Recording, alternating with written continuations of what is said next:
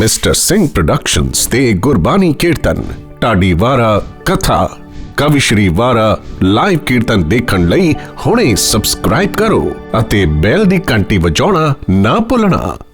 ਡੋਲਣ ਤੇ ਰਾਖੋ ਪ੍ਰਭੂ, ਨਾਨਕ ਦੇ ਕਰ ਹੱਥ। ਅਗਮ ਅਗੋਚਰ ਸੱਚ ਸਾਹਿਬ ਮੇਰਾ,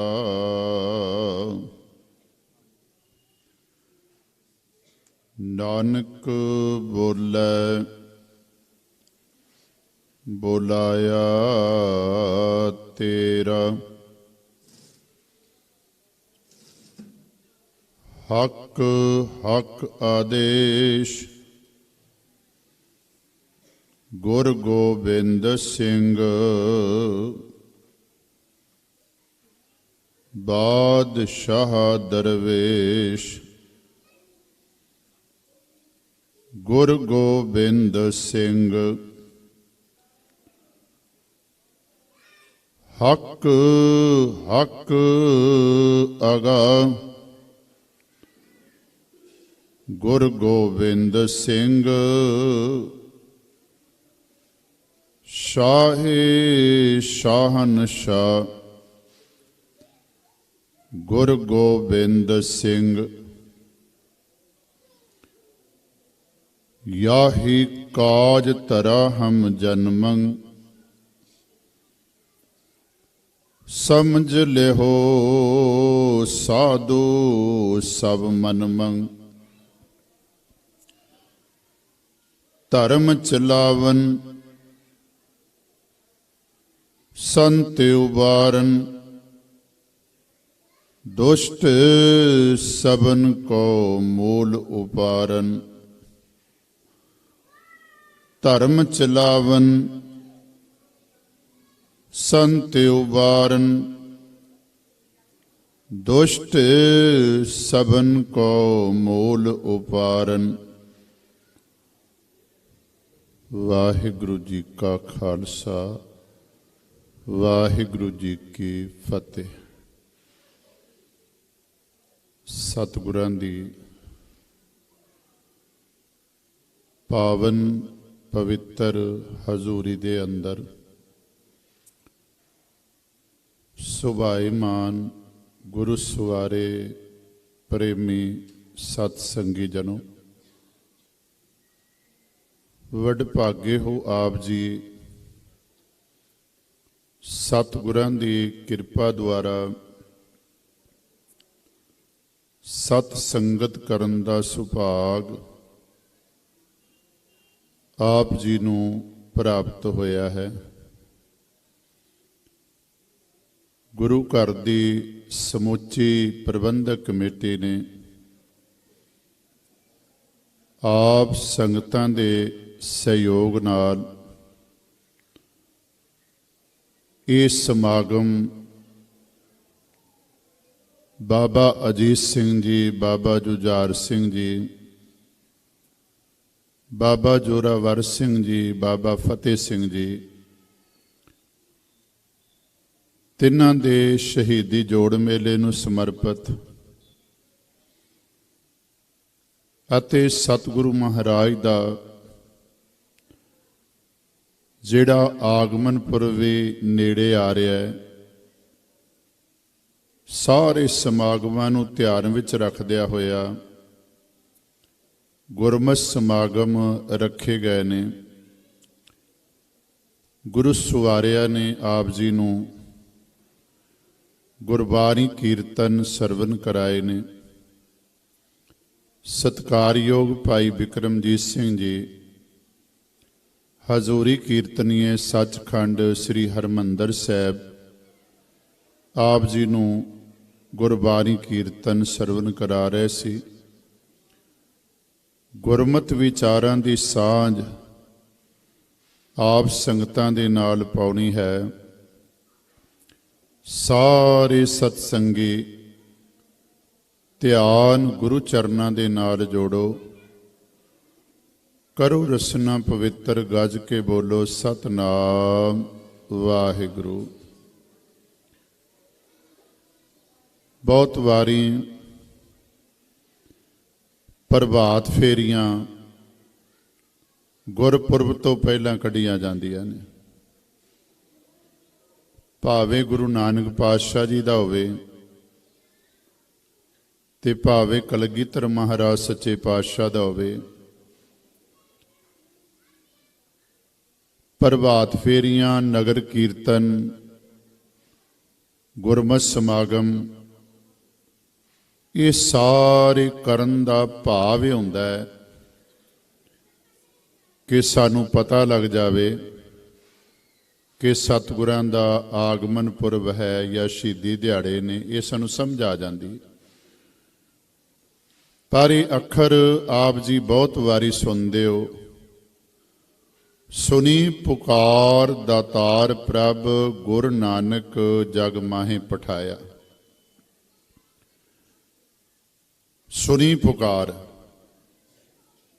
ਇਧਰ ਆਪਾਂ ਬਚਨ ਪੜ੍ਹਦੇ ਹਾਂ, ਮੈਂ ਆਪਣਾ ਸੁਤ ਤੋਹੇ ਨਿਵਾਜਾ, ਪੰਥ ਪਰਚੁਰ ਕਰਬੇ ਕੋ ਸਾਜਾ।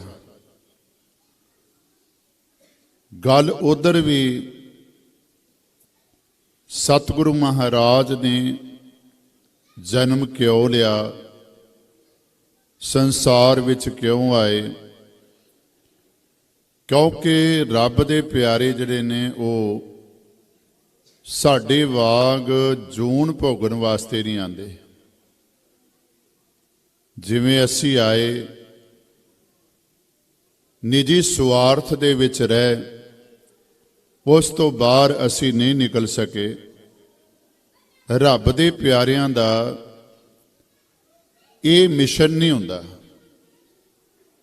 ਵਾਹਿਗੁਰੂ ਪਰਮਾਤਮਾ ਉਹਨਾਂ ਦੀ ਖਾਸ ਡਿਊਟੀ ਲਾ ਕੇ ਭੇਜਦਾ ਹੈ।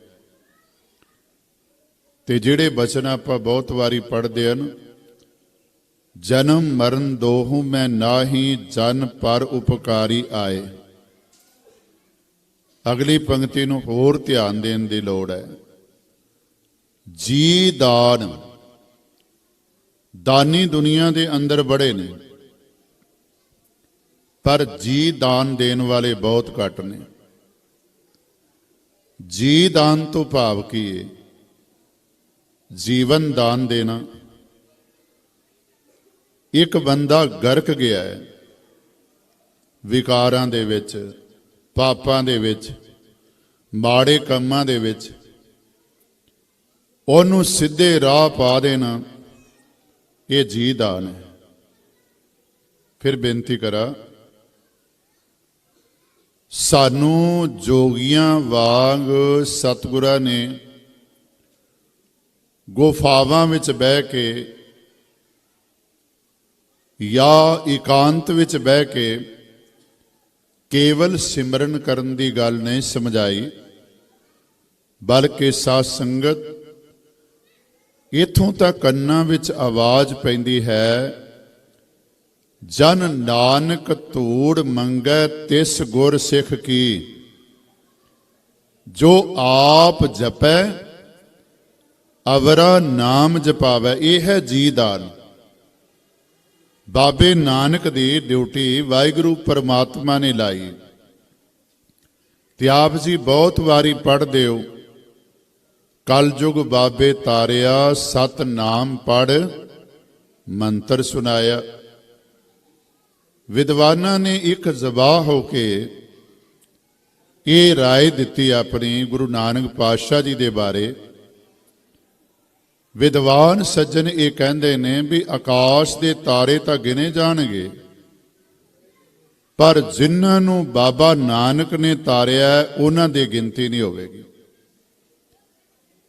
ਆਕਾਸ਼ ਦੇ ਤਾਰੇ ਗਿਣਨੇ ਵੀ ਕੋਈ ਸੌਖੀ ਗੱਲ ਨਹੀਂ। ਇਹ ਵੀ ਗਿਣਨ ਵਾਸਤੇ ਬੜਾ ਹੀ ਜਿਹੜਾ ਹੈ ਨਾ ਦਿਮਾਗ ਚਾਹੀਦਾ ਹੈ, ਤਕਨੀਕ ਚਾਹੀਦੀ ਹੈ।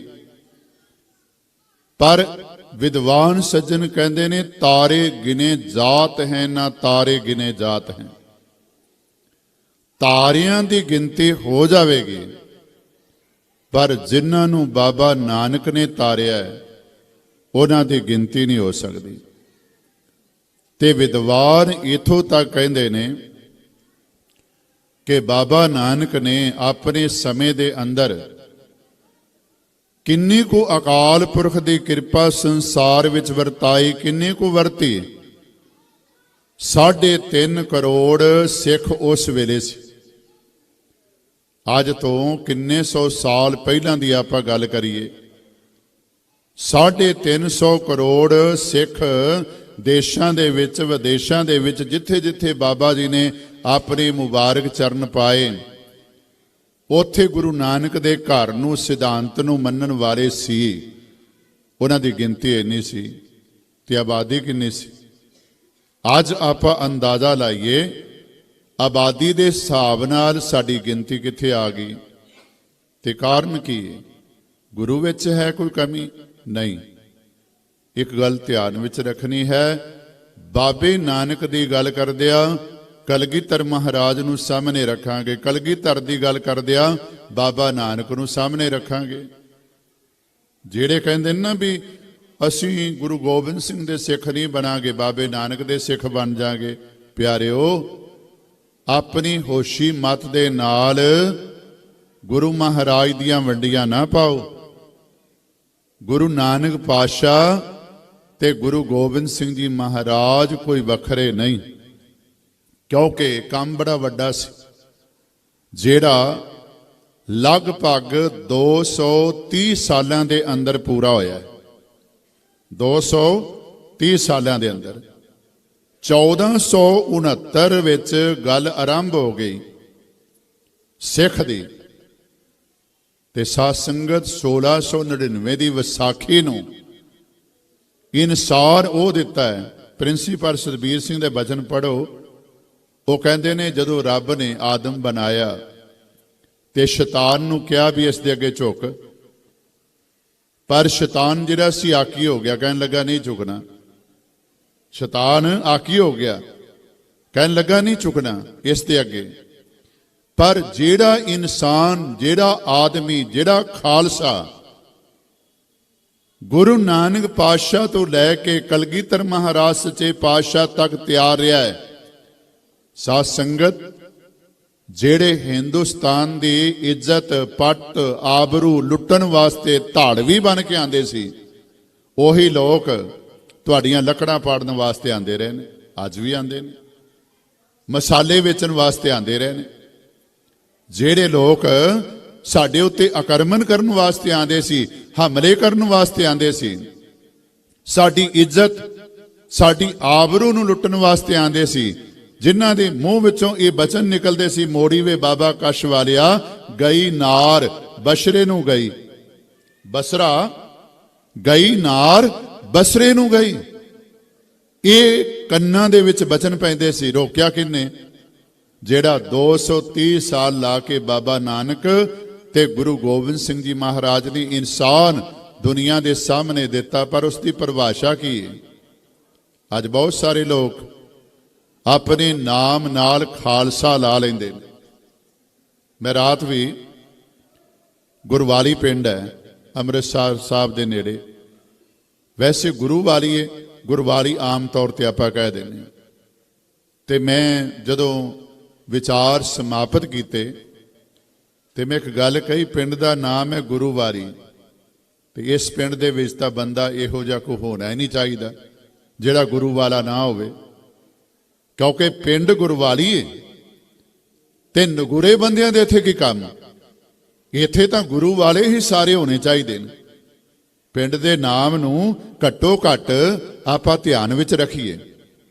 ਮੈਂ ਬੇਨਤੀ ਕਰ ਰਿਹਾ, ਜਿਹੜਾ ਇਨਸਾਨ ਆਪਣੇ ਨਾਮ ਨਾਲ ਖਾਲਸਾ ਲਾਂਦਾ ਹੈ, ਘੱਟੋ ਘੱਟ ਉਹਨੂੰ ਇਹ ਸ਼ਬਦ ਜ਼ਰੂਰ ਚੇਤੇ ਰੱਖਣਾ ਚਾਹੀਦਾ ਹੈ, ਜਾਗਤ ਜੋਤ ਜਪੈ ਨਿਸਬਾਸੁਰ, ਏਕ ਬਿਨਾ ਮਨ ਨੈਕ ਨ ਆਨੈ, ਪੂਰਨ ਪ੍ਰੇਮ ਪ੍ਰਤੀਤ ਸਜੈ, ਬ੍ਰਤ ਗੋਰ ਮੜੀ ਮਟ ਭੂਲ ਨ ਮਾਨੈ, ਤੀਰਥ ਦਾਨ ਦਇਆ ਤਬ ਸੰਜਮ, ਏਕ ਬਿਨਾ ਨ ਏਕ ਪਛਾਨੈ, ਪੂਰਨ ਜੋਤ ਜਗੈ ਘਟ ਮੈਂ, ਤਬ ਖਾਲਸ ਤਾਹੇ ਨ ਖਾਲਸ ਜਾਣੈ। ਇਹ ਗੱਲ ਸਾਨੂੰ ਧਿਆਨ ਵਿੱਚ ਰੱਖਣੀ ਚਾਹੀਦੀ। ਇੱਕ ਗੱਲ ਸਾਰੇ ਧਿਆਨ ਵਿੱਚ ਰੱਖਿਓ, ਬਾਬਾ ਨਾਨਕ ਤੇ ਗੁਰੂ ਗੋਬਿੰਦ ਸਿੰਘ ਜੀ ਮਹਾਰਾਜ, ਬਾਕੀ ਗੁਰੂ ਸਾਹਿਬਾਨ ਜਿਹੜੇ ਵਿੱਚ ਹੋਏ ਨੇ, ਇਹਨਾਂ ਵਿੱਚ ਕੋਈ ਅੰਤਰ ਨਹੀਂ, ਕੋਈ ਭੇਦ ਨਹੀਂ। ਮੈਂ ਕਈ ਵਾਰੀ ਮੰਜੀ ਸਾਹਿਬ ਤੋਂ ਵੀ ਇਹ ਗੱਲ ਸੰਗਤਾਂ ਦੇ ਨਾਲ ਸਾਂਝੀ ਕਰਦਾ। ਇੱਕ ਵਿਦਵਾਨ ਨੇ ਬੜੀ ਗੱਲ ਸੁੰਦਰ ਕਹੀ ਹੈ। ਉਹ ਕਹਿੰਦਾ ਹੈ, ਕਾਲ ਉਲੰਘਣਾ ਹੈ, ਭਾਵ ਸਮੇਂ ਦੀ ਉਲੰਘਣਾ। ਕਾਲ ਉਲੰਘਣਾ ਹੈ ਪਰ ਸਿਧਾਂਤ ਗਲਤ ਨਹੀਂ। ਹੁਣ ਮੈਂ ਇੱਥੇ ਬਹਿ ਕੇ ਕਹਿ ਰਿਹਾ ਵੀ ਮੈਦਾਨੇ ਜੰਗ ਦੇ ਅੰਦਰ ਗੁਰੂ ਨਾਨਕ ਪਾਤਸ਼ਾਹ ਜੀ ਦੇ ਨਾਲ ਸ਼ਸਤਰ ਫੜ ਕੇ ਫੌਜਾਂ ਲੜ ਰਹੀਆਂ ਨੇ, ਤੇ ਗੁਰੂ ਗੋਬਿੰਦ ਸਿੰਘ ਜੀ ਦੇ ਨਾਲ ਬਹਿ ਕੇ ਭਾਈ ਮਰਦਾਨਾ ਜੀ ਕੀਰਤਨ ਕਰ ਰਹੇ ਨੇ। ਤੇ ਬਹੁਤ ਸਾਰੇ ਲੋਕ ਕਹਿਣਗੇ ਬਾਬਾ ਜੀ ਨੂੰ ਪਤਾ ਨਹੀਂ ਵੀ ਭਾਈ ਮਰਦਾਨਾ ਜੀ ਗੁਰੂ ਨਾਨਕ ਦੇਵ ਜੀ ਦੇ ਟਾਈਮ ਹੋਏ ਨੇ, ਫੌਜਾਂ ਗੁਰੂ ਗੋਬਿੰਦ ਸਿੰਘ ਜੀ ਮਹਾਰਾਜ ਦੇ ਨਾਲ ਮਿਲ ਕੇ ਲੜਦੀਆਂ ਰਹੀਆਂ ਨੇ। ਨਹੀਂ, ਧਿਆਨ ਦੇਵਿਓ, ਕਾਲ ਉਲੰਘਣਾ ਹੈ, ਸਮੇਂ ਦੀ ਉਲੰਘਣਾ ਹੈ, ਪਰ ਸਿਧਾਂਤ ਦੀ ਨਹੀਂ। ਸਿਧਾਂਤ ਇਹੋ ਹੈ ਕਿ ਬਾਬਾ ਨਾਨਕ ਜੀ ਸ਼ਸਤਰ ਫੜ ਕੇ ਲੜ ਰਹੇ ਨੇ ਤੇ ਭਾਈ ਮਰਦਾਨਾ ਜੀ ਰਵਾਬ ਫੜ ਕੇ ਗੁਰੂ ਗੋਬਿੰਦ ਸਿੰਘ ਜੀ ਮਹਾਰਾਜ ਦੇ ਨਾਲ ਕੀਰਤਨ ਕਰ ਰਹੇ ਨੇ। ਇਸ ਗੱਲ ਦੀ ਤੁਹਾਨੂੰ ਸਮਝ ਆ ਜਾਵੇ। ਲਾਹੌਰ ਦੇ ਅੰਦਰ ਸੇਵਾ ਪੰਥੀ ਮਹਾਂਪੁਰਸ਼ ਹੋਏ ਨੇ ਸਾਧ ਸੰਗਤ। ਬਹਾਦਰ ਸ਼ਾਹ ਔਰੰਗਜ਼ੇਬ ਦਾ ਪੁੱਤਰ ਹੈ ਜਿਹੜਾ, ਉਸ ਵੇਲੇ ਬਾਦਸ਼ਾਹ ਹੈ, ਤੇ ਇਹ ਆਂਦਾ ਹੈ ਆਪਣੇ ਪੀਰ ਦੇ ਕੋਲ। ਇਸ ਦੇ ਆਉਣ ਤੋਂ ਪਹਿਲਾਂ ਸੇਵਾ ਪੰਥੀ ਮਹਾਂਪੁਰਸ਼ ਵੀ ਬੈਠੇ ਹੋਏ ਨੇ। ਹੁਣ ਉਹਨਾਂ ਦਾ ਲਿਬਾਸ ਸੀ, ਦਾੜਾ ਵੀ ਸੀ, ਦਸਤਾਰ ਵੀ ਸਜਾਈ ਹੋਈ ਸੀ, ਤੇ ਬਹਾਦਰ ਸ਼ਾਹ ਨੇ ਆਪਣੇ ਪੀਰ ਨੂੰ ਨਮਸਕਾਰ ਕੀਤੀ, ਮੱਥਾ ਟੇਕਿਆ, ਸਿਜਦਾ ਕੀਤਾ, ਤੇ ਨਾਲ ਹੀ ਸਵਾਲ ਕਰ ਦਿੱਤਾ ਕਿ ਜਿਹੜਾ ਆ ਤੁਹਾਡੇ ਕੋਲ ਬੈਠਾ ਹੋਇਆ ਹੈ ਸਿੱਖ, ਇਹ ਮਰੀਲੇ ਗੁਰੂ ਦਾ ਸਿੱਖ ਹੈ ਜਾਂ ਗੁਰੂ ਨਾਨਕ ਦਾ ਸਿੱਖ ਹੈ? ਇਹ ਮਰੀਲੇ ਗੁਰੂ ਦਾ ਸਿੱਖ ਹੈ। ਮਰੀਲਾ ਕਹਿੰਦੇ ਨੇ ਲੜਾਕਾ, ਉਹ ਗੁਰੂ ਗੋਬਿੰਦ ਸਿੰਘ ਜੀ ਮਹਾਰਾਜ ਨੂੰ ਲੜਾਕਾ ਹੀ ਕਹਿੰਦੇ ਸੀ। ਇਹ ਮਰੀਲੇ ਗੁਰੂ ਦਾ ਸਿੱਖ ਹੈ। ਧਿਆਨ ਦੇਵਿਓ ਸਾਧ ਸੰਗਤ, ਪੀਰ ਡਰ ਗਿਆ ਤੇ ਸੋਚਿਆ ਬਾਦਸ਼ਾਹ ਹੈ, ਇਹਦਾ ਕੀ ਪਤਾ ਹੈ ਕੀ ਫੈਸਲਾ ਕਰ ਦੇਵੇ। ਆਖਣ ਲੱਗਾ, ਨਹੀਂ, ਇਹ ਮਰੀਲੇ ਗੁਰੂ ਦਾ ਸਿੱਖ ਨਹੀਂ, ਗੁਰੂ ਨਾਨਕ ਦਾ ਸਿੱਖ। ਇਹ ਮਰੀਲੇ ਗੁਰੂ ਦਾ ਸਿੱਖ ਨਹੀਂ, ਇਹ ਗੁਰੂ ਨਾਨਕ ਦਾ ਸਿੱਖ ਹੈ। ਇਹ ਗੱਲ ਸੁਣ ਕੇ ਉਸ ਮਹਾਂਪੁਰਸ਼ ਨੇ ਇੱਕ ਗੱਲ ਕਹੀ, ਕਹਿਣ ਲੱਗੇ, ਨਹੀਂ, ਮੈਂ ਮਰੀਲੇ ਗੁਰੂ ਦਾ ਸਿੱਖ ਹਾਂ, ਗੁਰੂ ਗੋਬਿੰਦ ਸਿੰਘ ਦਾ ਸਿੱਖ ਹਾਂ। ਖੈਰ ਬਹਾਦਰ ਸ਼ਾਹ ਕੁਝ ਬੋਲਿਆ ਨਹੀਂ। ਹਾਲਾਂਕਿ ਤੁਹਾਨੂੰ ਪਤਾ ਹੋਵੇਗਾ, ਜਦੋਂ ਇਹਨੂੰ ਰਾਜ ਤਖਤ ਮਿਲਿਆ ਤੇ ਗੁਰੂ ਗੋਬਿੰਦ ਸਿੰਘ ਜੀ ਮਹਾਰਾਜ ਦੀ ਕਿਰਪਾ ਨਾਲ ਹੀ ਮਿਲਿਆ ਸੀ, ਪਰ ਇਹ ਬੁਖਲਾ ਗਿਆ ਸੀ। ਕਦੋਂ? ਜਦੋਂ ਬੰਦਾ ਸਿੰਘ ਬਹਾਦਰ ਨੇ ਸਰਗਰਮੀਆਂ ਕੀਤੀਆਂ ਨਾ, ਤੇ ਇਹਨੂੰ ਡਰ ਲੱਗਣ ਲੱਗ ਪਿਆ ਵੀ ਮੇਰਾ ਵੀ ਕਿਤੇ ਤਖਤ ਜਿਹੜਾ ਨਾ ਬੰਦਾ ਸਿੰਘ ਬਹਾਦਰ ਖੋ ਨਾ ਲਵੇ। ਉਸ ਵੇਲੇ ਇਹ ਬੁਖਲਾਇਆ ਤੇ ਇਹਨੇ ਸਿੱਖਾਂ ਦੇ ਸਿਰਾਂ ਦੇ ਮੁੱਲ ਪਾਣੇ ਸ਼ੁਰੂ ਕਰ ਦਿੱਤੇ। ਇਸੇ ਬਹਾਦਰ ਸ਼ਾਹ ਨੇ, ਜਿਹੜਾ ਗੁਰੂ ਮਹਾਰਾਜ ਦੀ ਕਿਰਪਾ ਦੇ ਨਾਲ ਹੀ ਤਖਤ ਤੇ ਬੈਠਾ, ਤਖਤ ਦਾ ਮਾਲਕ ਬਣਿਆ। ਹੁਣ ਜਦੋਂ ਬਹਾਦਰ ਸ਼ਾਹ ਚੁੱਪਚਾਪ ਚਲਾ ਗਿਆ ਆਪਣੇ ਪੀਰ ਨੂੰ ਸਿਜਦਾ ਕਰਕੇ, ਮੱਥਾ ਟੇਕ ਕੇ, ਤੇ ਬਾਅਦ ਵਿੱਚ ਭਾਈ ਸਾਹਿਬ ਉੱਤੇ ਸਵਾਲ ਕੀਤਾ, ਉਸ ਪੀਰ ਨੇ ਕਹਿਣ ਲੱਗਾ, ਤੁਸੀਂ ਗੁਰੂ ਨਾਨਕ ਤੇ ਗੁਰੂ ਗੋਬਿੰਦ ਸਿੰਘ ਜੀ ਮਹਾਰਾਜ ਦੇ ਵਿੱਚ ਫਰਕ ਸਮਝਦੇ ਹੋ? ਕਹਿਣ ਲੱਗੇ ਨਹੀਂ। ਕਹਿਣ ਲੱਗੇ ਨਹੀਂ, ਤੇ ਕਹਿਣ ਲੱਗੇ ਫਿਰ ਮੈਂ ਜਦੋਂ ਇਹ ਗੱਲ ਕਹੀ ਹੈ ਕਿ ਗੁਰੂ ਨਾਨਕ ਦੇ ਸਿੱਖ ਨੇ, ਤੁਸੀਂ ਕਿਉਂ ਕਿਹਾ ਹੈ ਵੀ ਮੈਂ ਗੁਰੂ ਗੋਬਿੰਦ ਸਿੰਘ ਜੀ ਦਾ ਸਿੱਖ ਹਾਂ? ਉਹ ਕਹਿਣ ਲੱਗੇ, ਤੇਰਾ ਭਾਵ ਇਹ ਨਹੀਂ ਸੀ ਕਿ ਗੁਰੂ ਨਾਨਕ ਪਾਤਸ਼ਾਹ ਗੁਰੂ ਗੋਬਿੰਦ ਸਿੰਘ ਜੀ ਮਹਾਰਾਜ ਇੱਕ ਨੇ, ਤੂੰ ਤਾਂ ਕੇਵਲ ਮੇਰੀ ਚਮੜੀ ਬਚਾਉਣ ਵਾਸਤੇ ਇਹ ਗੱਲ ਕਹੀ ਸੀ। ਤੂੰ ਮੇਰੀ ਚਮੜੀ ਬਚਾਉਣ ਵਾਸਤੇ ਗੱਲ ਕਹੀ ਸੀ, ਪਰ ਮੈਂ ਆਪਣੇ ਸਰੀਰ ਨੂੰ ਬਚਾਉਣ ਵਾਸਤੇ ਆਪਣੇ ਗੁਰੂ ਤੋਂ ਮੁਨਕਰ ਹੋ ਜਾਂਦਾ। ਫਿਰ ਧਿਆਨ ਦੇਵਿਓ ਸਾਧ ਸੰਗਤ, ਗੁਰੂ ਗੋਬਿੰਦ ਸਿੰਘ ਜੀ ਮਹਾਰਾਜ ਤੇ ਗੁਰੂ ਨਾਨਕ ਪਾਤਸ਼ਾਹ ਤੱਕ ਜਿੰਨਾ ਵੀ ਕੰਮ ਹੋਇਆ ਹੈ, ਜਿੰਨੇ ਵੀ ਕਰਮ ਕੀਤੇ ਗਏ ਨੇ, ਇਨਸਾਨ ਨੂੰ ਇਨਸਾਨ ਬਣਾਉਣ ਵਾਸਤੇ ਉਸ ਵਿੱਚ ਯੋਗਦਾਨ ਸਾਰਿਆਂ ਦਾ ਬਰਾਬਰ ਹੈ। ਯੋਗਦਾਨ ਸਾਰਿਆਂ ਦਾ ਬਰਾਬਰ ਹੈ, ਕਿਉਂਕਿ ਜੋਤ ਉਹਾ ਜੁਗਤ ਸਾਏ ਸਹਿ ਕਾਇਆ ਫੇਰ ਪਲਟਿਐ। ਅੱਜ ਵੀ ਭਾਵਨਾ ਵਾਲੇ ਜਿਹੜੇ ਨੇ ਉਹਨਾਂ ਨੂੰ ਸਤਿਗੁਰੂ ਮਹਾਰਾਜ ਦੇ ਵਿੱਚੋਂ ਹੀ 10 ਪਾਤਸ਼ਾਹੀਆਂ ਦੇ ਦਰਸ਼ਨ ਹੁੰਦੇ ਨੇ। ਉਹ ਕੇਵਲ ਇਹ ਨਹੀਂ ਕਹਿੰਦੇ 10 ਪਾਤਸ਼ਾਹੀਆਂ ਦੀ ਜੋਤ, ਸ੍ਰੀ ਗੁਰੂ ਗ੍ਰੰਥ ਸਾਹਿਬ ਜੀ ਦੇ ਪਾਠ ਦੀਦਾਰ ਦਾ ਧਿਆਨ ਧਰ ਕੇ ਬੋਲੋ ਜੀ ਵਾਹਿਗੁਰੂ। ਉਹ ਇਸ ਗੱਲ ਨੂੰ ਮੰਨਦੇ ਨੇ, ਤਨੋਂ ਮਨੋਂ ਮੰਨਦੇ ਨੇ।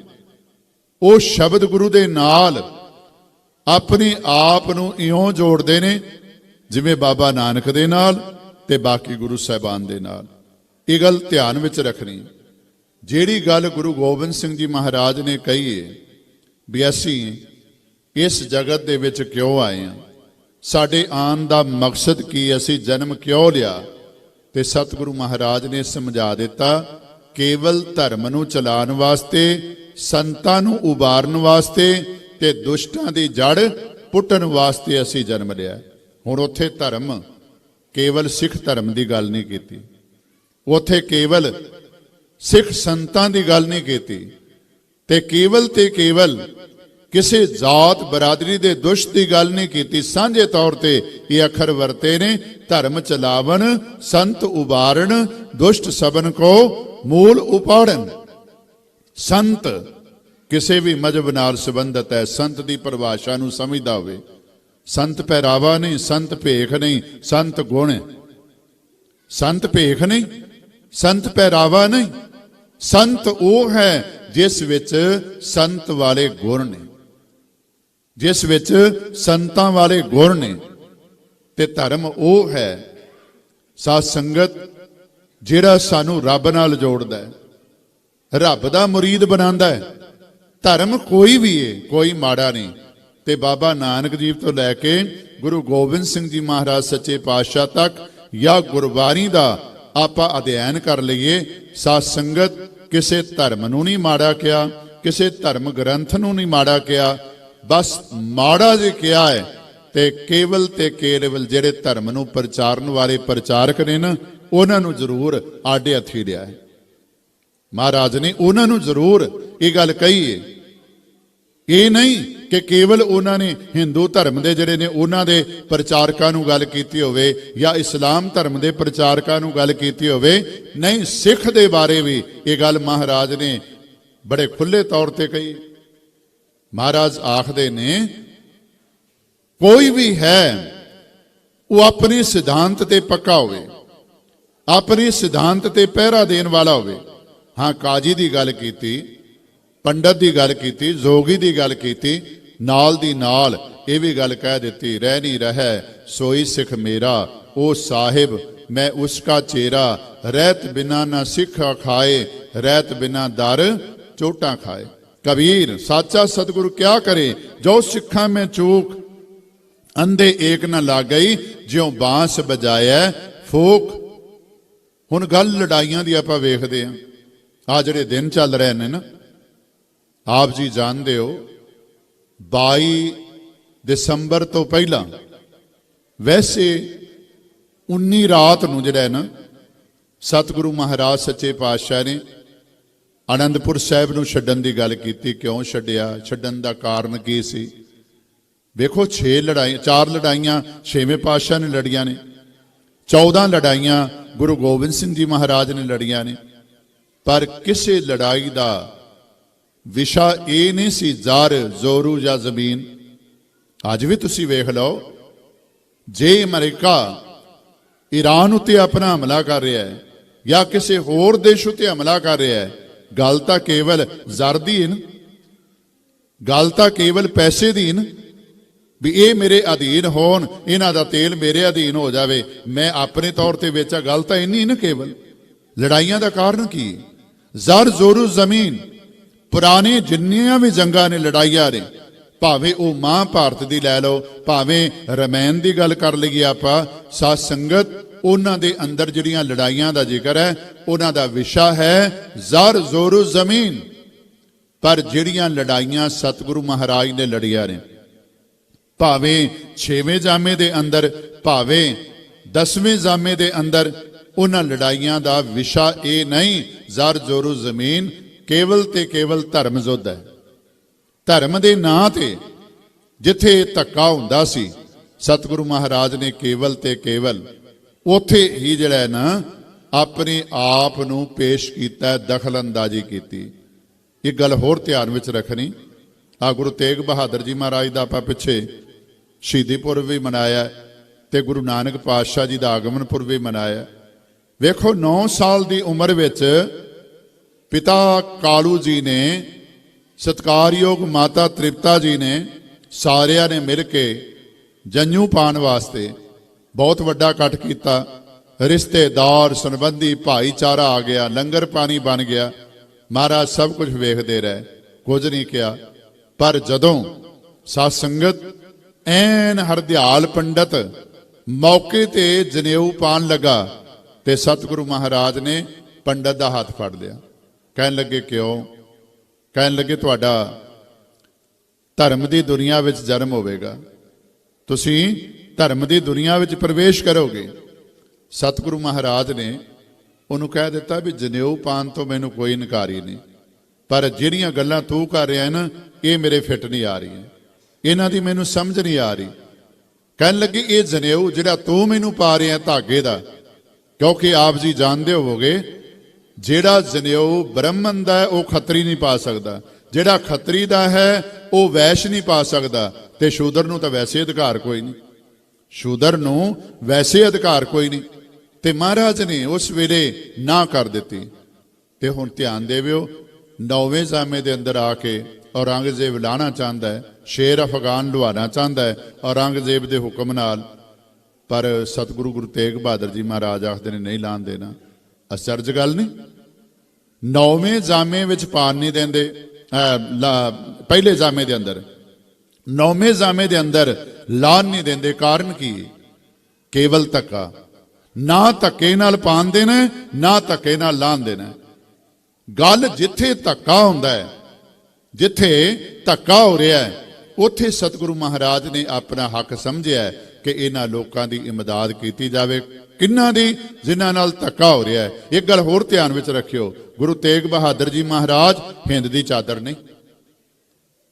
ਇਹ ਆਮ ਨਾਟਕ ਵੀ ਲਿਖੇ ਗਏ, ਨਾਵਲ ਵੀ ਤੁਸੀਂ ਪੜ੍ਹਦੇ ਰਹੇ। ਆ ਜਦੋਂ ਗਿਆਨੀ ਕੀਤੀ, ਮੈਂ ਆਪ ਖੁਦ ਹਿੰਦ ਦੀ ਚਾਦਰ ਨਾਵਲ ਪੜ੍ਹਿਆ, ਸਾਡੇ ਸਬਜੈਕਟ ਦੇ ਵਿੱਚ ਸੀ।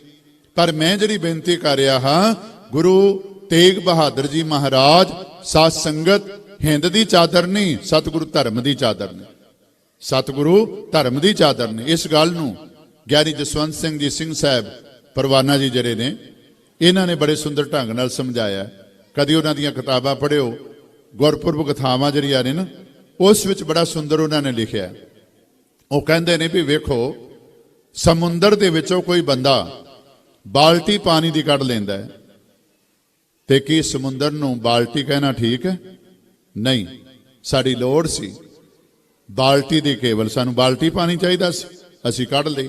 ਪਰ ਸਮੁੰਦਰ ਤਾਂ ਸਮੁੰਦਰ ਹੈ ਨਾ, ਸਮੁੰਦਰ ਨੂੰ ਬਾਲਟੀ ਕਹਿਣਾ ਜਿਹੜਾ ਹੈ ਨਾ, ਉਹ ਜਾਇਜ਼ ਨਹੀਂ, ਉਹ ਠੀਕ ਨਹੀਂ। ਬਾਲਟੀ ਕਹਿਣਾ ਠੀਕ ਨਹੀਂ। ਕਹਿੰਦੇ ਨੇ ਇੱਕ ਲੋੜਵੰਦ ਰਾਜੇ ਦੇ ਕੋਲ ਚਲਾ ਗਿਆ ਤੇ ਰਾਜੇ ਨੂੰ ਜਾ ਕੇ ਕਹਿੰਦਾ ਮੈਨੂੰ 100 ਰੁਪਇਆ ਦੇ ਦੇ। ਰਾਜੇ ਨੇ 100 ਰੁਪਇਆ ਦੇ ਦਿੱਤਾ। ਹੁਣ ਕੀ ਰਾਜੇ ਨੇ ਕੀ ਕਹੋਗੇ, ਸੈਂਕੜੇ ਪਤੀ ਹੈ ਜਾਂ 100 ਰੁਪਏ ਦਾ ਮਾਲਕ ਹੈ? ਨਹੀਂ, ਉਸਦੇ ਤਾਂ ਖਜ਼ਾਨੇ ਭਰੇ ਪਏ ਨੇ। ਬਿਲਕੁਲ ਸਾਧ ਸੰਗਤ, ਲੋੜਵੰਦ ਕਿਰਪਾ ਰਾਮ ਬ੍ਰਾਹਮਣਾਂ ਨੂੰ ਲੈ ਕੇ ਆਇਆ, ਹਿੰਦੂ ਨੇ, ਤੇ ਉਹਨਾਂ ਦੀ ਮਦਦ ਕਰ ਦਿੱਤੀ। ਧੱਕਾ ਕਰਨ ਵਾਲਾ ਹਿੰਦੂ ਹੁੰਦਾ ਤੇ ਧੱਕਾ ਸਹਿਣ ਵਾਲਾ ਮੁਸਲਮਾਨ ਹੁੰਦਾ, ਤੇ ਸਤਿਗੁਰੂ ਮਹਾਰਾਜ ਨੇ ਮੁਸਲਮਾਨ ਦੀ ਮਦਦ ਕਰਨੀ ਸੀ। ਮੈਂ ਬੇਨਤੀ ਕਰ ਰਿਹਾ ਹਾਂ, ਧੱਕੇ ਦੇ ਸਾਹਮਣੇ ਸਤਿਗੁਰੂ ਮਹਾਰਾਜ ਅੜਦੇ ਨੇ। ਇਥੋਂ ਤੱਕ ਕੁਰਬਾਨ ਕਰ ਦਿੰਦੇ ਨੇ, ਆਪਣੇ ਆਪ ਨੂੰ ਨਿਸ਼ਾਵਰ ਕਰ ਦਿੰਦੇ ਨੇ। ਤੇ ਆ ਜਿੰਨਾ ਕੁਝ ਵੀ ਹੋਇਆ, ਇਹ ਸਾਰਾ ਕੁਝ ਕੇਵਲ ਤੇ ਕੇਵਲ ਉਹਨਾਂ ਲੋਕਾਂ ਦੇ ਵਿੱਚ ਈਗੋ ਸੀ ਨਾ, ਹੰਕਾਰ ਸੀ। ਵੀ ਗੁਰੂ ਗੋਬਿੰਦ ਸਿੰਘ ਜੀ ਮਹਾਰਾਜ ਇਹ ਕਹਿ ਦੇਣ ਅਸੀਂ ਤੁਹਾਡੀ ਰਈਅਤ ਹਾਂ, ਅਸੀਂ ਤੁਹਾਡੀ ਥਾਂ ਤੇ ਰਹਿੰਦੇ ਹਾਂ, ਅਸੀਂ ਤੁਹਾਡੇ ਇਲਾਕੇ ਵਿੱਚ ਰਹਿੰਦੇ ਹਾਂ। ਪਰ ਨਹੀਂ, ਜਦੋਂ ਉਹਨਾਂ ਨੇ ਧੌਂਸ ਦਿੱਤੀ, ਭਾਵੇਂ ਪਹਾੜੀ ਰਾਜੇ ਨੇ, ਭਾਵੇਂ ਇਸਲਾਮੀ ਜਿਹੜੇ ਹੈਗੇ ਨੇ ਜਰਨੈਲ ਮੁਸਲਮਾਨ ਨੇ, ਸਭਨਾਂ ਨੂੰ ਮਹਾਰਾਜ ਨੇ ਕਿਹਾ ਅਸੀਂ ਕਿਸੇ ਦੀ ਰਈਅਤ ਨਹੀਂ, ਰਈਅਤ ਹਾਂ ਕੇਵਲ ਤੇ ਕੇਵਲ ਵਾਹਿਗੁਰੂ ਪਰਮਾਤਮਾ ਦੀ। ਸਾਡਾ ਮਾਲਕ ਉਹ ਹੈ, ਤੇ ਜਿਹੜਾ ਇਹ ਨਗਰ ਹੈ, ਇਹ ਨਗਰ ਪਿਤਾ ਗੁਰੂ ਨੇ ਥਾਂ ਮੁੱਲ ਲੈ ਕੇ ਵਸਾਇਆ, ਥਾਂ ਮੁੱਲ ਲੈ ਕੇ ਵਸਾਇਆ ਹੈ। ਇਹ ਸਾਡਾ ਆਪਣਾ ਥਾਂ ਹੈ। ਤੇ ਜੇ ਤੁਸੀਂ ਧੱਕੇ ਨਾਲ ਲੜਾਈ ਕਰਨਾ ਚਾਹੁੰਦੇ ਹੋ, ਤੇ ਚੂੜੀਆਂ ਅਸੀਂ ਵੀ ਕੋਈ ਨਹੀਂ ਪਾਈਆਂ ਹੋਈਆਂ, ਸਾਡੇ ਵੱਲੋਂ ਵੀ ਤਿਆਰੀ ਹੈ। ਕਿਉਂਕਿ ਹੁਣੇ ਭਾਈ ਸਾਹਿਬ ਜੀ ਪੜ੍ਹ ਕੇ ਗਏ ਨੇ, ਦੇਹ ਸ਼ਿਵਾ ਬਰ ਮੋਹਿ ਇਹ ਹੈ, ਸ਼ੁਭ ਕਰਮਨ ਤੇ ਕਬ ਹੂੰ ਨਾ ਟਰੂੰ। ਸ਼ੁਭ ਕਰਮ ਤੋਂ ਮਹਾਰਾਜ ਕਦੀ ਟਰੇ ਨਹੀਂ, ਨਾ ਕਿਸੇ ਵੈਰੀ ਤੋਂ ਡਰੇ ਨੇ। ਤੇ ਉਹਨਾਂ ਨੇ ਆਖਰ ਦਮ ਤੱਕ ਇਹ ਮੰਗ ਕੀਤੀ ਹੈ, ਜਦੋਂ ਪੀਰ ਪੈਗੰਬਰ ਔਲੀਏ ਸਾਧ ਸੰਗਤ ਇਸ ਪਦਵੀ ਦੇ ਮਾਲਕ ਬਣਨੇ ਨੇ, ਉਸ ਉਮਰ ਦੇ ਅੰਦਰ ਸਤਿਗੁਰੂ ਮਹਾਰਾਜ ਅਕਾਲ ਪੁਰਖ ਨੂੰ ਸਾਰੇ ਕਾਰਜ ਪੂਰੇ ਕਰਕੇ ਜਿਹੜੀ ਜ਼ਿੰਮੇਵਾਰੀ ਲਾਈ, ਅਕਾਲ ਪੁਰਖ ਨੇ ਉਹ ਸਾਰੀ ਜ਼ਿੰਮੇਵਾਰੀ ਪੂਰੀ ਕਰਕੇ ਇਹ ਬਚਨ ਕਹਿੰਦੇ ਨੇ, ਜਬ ਆਵ ਕੀ ਔਦ ਨਿਦਾਨ ਬਣੇ। ਨਿਦਾਨ ਨਹੀਂ ਕਹਿਣਾ, ਨਿਦਾਨ ਹੁੰਦਾ ਅਖੀਰ, ਤੇ ਨਿਦਾਨ ਹੁੰਦਾ ਖਜ਼ਾਨਾ। ਇਹ ਅੱਖਰ ਪੜਨ ਲੱਗਿਆ ਬੜਾ ਧਿਆਨ ਰੱਖਣਾ, ਦੱਦਾ ਤੇ ਧੱਦਾ ਜਿਹੜਾ ਨਾ, ਇਸ ਦਾ ਫਰਕ ਪਾਣਾ। ਮਹਾਰਾਜ ਆਖਦੇ ਨੇ, ਜਬ ਆਵ ਕੀ ਔਦ ਨਿਦਾਨ ਬਣੇ, ਅਤ ਹੀਰਨ ਮੈਂ ਤਬ ਜੂਝ ਮਰੋ। ਸਤਿਗੁਰੂ ਮਹਾਰਾਜ ਨੇ ਆਨੰਦਪੁਰ ਸਾਹਿਬ ਦੇ ਅੰਦਰ ਜਿੰਨੇ ਵੀ ਜਰਨੈਲ ਮੁਕਾਬਲੇ ਵਾਸਤੇ ਆਂਦੇ ਸੀ, ਸਤਿਗੁਰੂ ਜੀ ਦੇ ਪੈਰੀ ਪੈ ਜਾਂਦੇ ਸੀ। ਭਾਵੇਂ ਸੈਦ ਬੇਗ ਹੋਵੇ, ਭਾਵੇਂ ਉਹ ਸਾਧ ਸੰਗਤ ਸੈਦ ਖਾਨ ਹੋਵੇ, ਕਿਉਂਕਿ ਦੋ ਜਰਨੈਲ ਸਤਿਗੁਰੂ ਮਹਾਰਾਜ ਦੀ ਸ਼ਰਨ ਵਿੱਚ ਹੇਠਲ ਉਤਰੇ ਆਏ ਨੇ। ਸੈਦ ਬੇਗ ਪਹਿਲਾਂ ਆਇਆ ਸਤਿਗੁਰੂ ਦੀ ਸ਼ਰਨ ਵਿੱਚ, ਤੇ ਸੈਦ ਬੇਗ ਬਾਅਦ ਵਿੱਚ ਆਇਆ। ਸੈਦ ਬੇਗ ਤੇ ਸੈਦ ਖਾਨ, ਇਹ ਦੋ ਨਾਂ ਨੇ। ਆਪ ਜੀ ਨੂੰ ਪਤਾ ਹੋਵੇਗਾ, ਜਦੋਂ ਆਖਰੀ ਲੜਾਈ ਆਨੰਦਪੁਰ ਸਾਹਿਬ ਦੀ ਹੋਈ, ਆਨੰਦਪੁਰ ਸਾਹਿਬ ਨੂੰ ਛੱਡਿਆ, ਉਸ ਵੇਲੇ ਸਤਿਗੁਰੂ ਮਹਾਰਾਜ ਸੱਚੇ ਪਾਤਸ਼ਾਹ ਦਾ ਮੁਕਾਬਲਾ ਕਰਨ ਵਾਸਤੇ ਪੀਰ ਬੁੱਧੂ ਸ਼ਾਹ ਦਾ ਸਾਲਾ ਤੇ ਨਸੀਰਾਂ ਦਾ ਭਰਾ ਇਹ ਆਇਆ ਸੀ ਔਰੰਗਜ਼ੇਬ ਦੇ ਦਰਬਾਰ ਵਿੱਚ, ਇਹ ਪ੍ਰਣ ਕਰਕੇ ਕਿ ਜਾਂ ਮੈਂ ਗੁਰੂ ਗੋਬਿੰਦ ਸਿੰਘ ਜੀ ਮਹਾਰਾਜ ਨੂੰ ਜਿੰਦਾ ਫੜ ਕੇ ਲਿਆਵਾਂਗਾ, ਜਾਂ ਉਹਨਾਂ ਦਾ ਸੀਸ ਤੁਹਾਡੇ ਚਰਨਾਂ ਦੇ ਵਿੱਚ ਭੇਟ ਕਰਾਂਗਾ। ਜਦੋਂ ਫੌਜਾਂ ਲੈ ਕੇ ਚੜ੍ਹਿਆ, ਸੰਢੌਰੇ ਪਹੁੰਚ ਗਿਆ, ਭੈਣ ਨੂੰ ਕਹਿੰਦਾ ਮੇਰੇ ਵਾਸਤੇ ਦੁਆ ਕਰ। ਤੇ ਭੈਣ ਨੇ ਇੱਕ ਗੱਲ ਕਹੀ, ਕਿੱਥੇ ਜਾ ਰਹੇ ਆ? ਗੁਰੂ ਗੋਬਿੰਦ ਸਿੰਘ ਜੀ ਮਹਾਰਾਜ ਦਾ ਨਾਮ ਲਿਆ, ਵੀ ਉਹਨਾਂ ਦੇ ਮੁਕਾਬਲੇ ਵਿੱਚ ਜਾ ਰਿਹਾ, ਉਹਨਾਂ ਨੂੰ ਫੜਨਾ ਹੈ ਜਾਂ ਉਹਨਾਂ ਨੂੰ ਮਾਰਨਾ ਹੈ। ਤੇ ਉਸ ਵੇਲੇ ਭੈਣ ਨੇ ਇੱਕ ਗੱਲ ਕਹੀ, ਵੀ ਵੀਰਾ ਅਰਦਾਸ ਕਰਦੀ, ਜੇ ਬੰਦਾ ਬੰਦੇ ਦਾ ਮੁਕਾਬਲਾ ਕਰਦਾ ਤੇ ਮੈਂ ਕਹਿੰਦੀ ਮੇਰੇ ਭਰਾ ਨੂੰ ਜਿੱਤ ਪ੍ਰਾਪਤ ਹੋਵੇ, ਪਰ ਤੂੰ ਬੰਦੇ ਨਾਲ ਨਹੀਂ, ਖੁਦਾ ਨਾਲ, ਰੱਬ ਨਾਲ ਲੜਨ ਵਾਸਤੇ ਜਾ ਰਿਹਾ, ਤੇ ਤੈਨੂੰ ਜਿੱਤ ਕਿਵੇਂ ਪ੍ਰਾਪਤ ਹੋਵੇਗੀ? ਪਰ ਦੂਜੇ ਪਾਸੇ ਮੋਹ ਹੈ, ਭਰਾ ਹੈ, ਬੇਨਤੀ ਕਰ ਰਿਹਾ। ਭੈਣ ਨੇ ਅਰਦਾਸ ਕੀਤੀ। ਅਰਦਾਸ ਕਿਹੜੀ ਕੀਤੀ? ਇਹ ਨਹੀਂ ਕਿ ਮੇਰਾ ਭਰਾ ਆਨੰਦਪੁਰ ਸਾਹਿਬ ਜਾਵੇ, ਗੁਰੂ ਗੋਬਿੰਦ ਸਿੰਘ ਜੀ ਮਹਾਰਾਜ ਦੇ ਨਾਲ ਲੜੇ, ਉਹਨਾਂ ਨੂੰ ਫੜੇ ਜਾਂ ਉਹਨਾਂ ਨੂੰ ਮਾਰੇ, ਨਹੀਂ। ਅਰਦਾਸ ਕੀਤੀ ਕਲਗੀਧਰ ਮਹਾਰਾਜ ਸੱਚੇ ਪਾਤਸ਼ਾਹ, ਇਹ ਅਣਜਾਣ ਹੈ, ਇਹਨੂੰ ਤੁਹਾਡੇ ਘਰ ਦੀ ਰਹਿਮਤ ਦਾ ਪਤਾ ਨਹੀਂ, ਤੇ ਜਿਵੇਂ ਸਾਡੇ ਉੱਤੇ ਰਹਿਮਤ ਕੀਤੀ ਹੋਈ ਜੇ ਨਾ। ਕਿਉਂਕਿ ਜਦੋਂ ਪੀਰ ਬੁੱਧੂ ਸ਼ਾਹ ਪੁੱਤਰ ਨਿਸ਼ਾਵਰ ਕਰਕੇ ਆਇਆ ਸੀ ਨਾ, ਤੇ ਆ ਕੇ ਕਹਿੰਦਾ ਨਿਸ਼ਾਨੀ ਲੈ ਕੇ ਆਇਆ, ਕਿਉਂਕਿ ਪੁੱਤਰ ਨਿਸ਼ਾਨ ਹੈ ਨਾ। ਤੇ ਪੁੱਤਰਾਂ ਨੂੰ ਨਿਸ਼ਾਵਰ ਕਰਕੇ ਕੀ ਲੈ ਕੇ ਆਇਆ? ਜਦੋਂ ਕੇਸ ਤੇ ਦਸਤਾਰ ਨਸੀਰਾਂ ਨੂੰ ਵਿਖਾਈ, ਤੇ ਨਸੀਰਾਂ ਨੇ ਗਿਲਾ ਨਹੀਂ ਸੀ ਕੀਤਾ, ਬਲਕਿ ਧੰਨਵਾਦ ਕੀਤਾ ਸੀ ਅਕਾਲ ਪੁਰਖ ਦਾ, ਅੱਲਾ ਦਾ, ਤੇ ਗੁਰੂ ਗੋਬਿੰਦ ਸਿੰਘ ਜੀ ਮਹਾਰਾਜ ਸੱਚੇ ਪਾਤਸ਼ਾਹ ਦਾ। ਅਰਦਾਸ ਕੀਤੀ, ਜਿਵੇਂ ਸਾਡੇ ਪਰਿਵਾਰ ਉੱਤੇ ਰਹਿਮਤ ਕੀਤੀ ਜੇ, ਇਸੇ ਤਰ੍ਹਾਂ ਮੇਰੇ ਭਰਾ ਉੱਤੇ ਵੀ ਰਹਿਮਤ ਕਰਿਓ, ਇਹਨੂੰ ਤੁਹਾਡੇ ਘਰ ਦੀ ਅਸਲੀਅਤ ਦਾ ਪਤਾ ਲੱਗ ਜਾਵੇ। ਬਜਾਏ ਲੜਨ ਦੇ ਤੁਹਾਡਾ ਸ਼ਰਧਾਲੂ ਬਣ ਜਾਵੇ। ਤੇ ਹੁਣ ਜਦੋਂ ਅਨੰਦਪੁਰ ਸਾਹਿਬ ਪਹੁੰਚਿਆ, ਲੜਾਈ ਸ਼ੁਰੂ ਹੋ ਗਈ। ਪਰ ਜਦੋਂ ਲੜਾਈ ਐਨ ਆਮੋ ਸਾਹਮਣੇ ਹੋਣ ਲੱਗੀ ਏ, ਇਹਨੇ ਅਰਦਾਸ ਕੀਤੀ, ਸੈਦ ਖਾਨ ਨੇ ਬੇਨਤੀ ਕੀਤੀ, ਕਹਿਣ ਲੱਗਾ ਜੋ ਕੁਝ ਤੁਹਾਡੇ ਬਾਰੇ ਸੁਣਿਆ ਸੱਚਮੁੱਚ ਜੇ ਤੁਹਾਡੇ ਅੰਦਰ ਉਹ ਗੁਣ ਨੇ, ਉਹ ਤਾਕਤ ਹੈ, ਉਹ ਸ਼ਕਤੀ ਦੇ ਮਾਲਕ ਹੋ, ਤੇ ਫਿਰ ਮੈਦਾਨੇ ਜੰਗ ਦੇ ਅੰਦਰ ਘੋੜੇ ਤੇ ਆਓ ਸ਼ਸਤਰਾਂ ਤੋਂ ਬਗੈਰ। ਹਾਲਾਂਕਿ ਮੈਂ ਕਈ ਵਾਰੀ ਬੇਨਤੀ ਕਰਿਆ ਕਰਦਾ, ਇਹ ਨੀਤੀ ਦੇ ਉਲਟ ਹੈ। ਯੋਧਾ ਜਿਹੜਾ ਹੈ ਮੈਦਾਨੇ ਜੰਗ ਦੇ ਅੰਦਰ ਸ਼ਸਤਰਾਂ ਤੋਂ ਬਗੈਰ ਜਾਏਗਾ, ਨੀਤੀ ਦੇ ਉਲਟ ਹੈ। ਪਰ ਕਲਗੀਧਰ ਮਹਾਰਾਜ ਨੂੰ ਕਿਸੇ ਦਾ ਡਰ ਨਹੀਂ। ਕੇਵਲ ਤੇ ਕੇਵਲ ਇੱਕ ਅਕਾਲ ਪੁਰਖ ਦੀ ਓਟ ਉਹਨਾਂ ਨੇ ਜੀਵਨ ਦੇ ਅੰਦਰ ਲਈਏ। ਆਪਾਂ ਬਹੁਤ ਵਾਰੀ ਪੜ੍ਹਦੇ ਆ, ਖੜਗ ਕੇਤ ਮੈਂ ਸ਼ਰਨ ਤਿਹਾਰੀ, ਆਪ ਹਾਥ ਦਾ ਲਿਹੋ ਉਬਾਰੀ, ਸਰਬ ਠੌਰ ਮੋਹ ਸਹਾਈ, ਦੁਸ਼ਟ ਦੋਖ ਤੇ ਲਿਹੋ ਬਚਾਈ, ਜਾਂ ਸਰਬ ਲੋਕ ਕੀ ਰੱਛਿਆ ਹਬਨ। ਬੜੇ ਬਚਨ ਨੇ ਸਤਿਗੁਰੂ ਮਹਾਰਾਜ ਨੇ ਹਮੇਸ਼ਾ ਓਟ ਆਸਰਾ ਕੇਵਲ ਤੇ ਕੇਵਲ ਇੱਕ ਵਾਹਿਗੁਰੂ ਪਰਮਾਤਮਾ ਦਾ ਲਿਆ ਹੈ। ਆਏ ਜਦੋਂ ਦਰਸ਼ਨ ਕੀਤੇ ਤੇ ਪੁਕਾਰ ਉੱਠਿਆ, ਕਹਿੰਦਾ ਲੋਕੋ ਰੱਬ ਆਇਆ ਕਿ ਰੱਬ ਦਾ ਬੰਦਾ ਆਇਆ?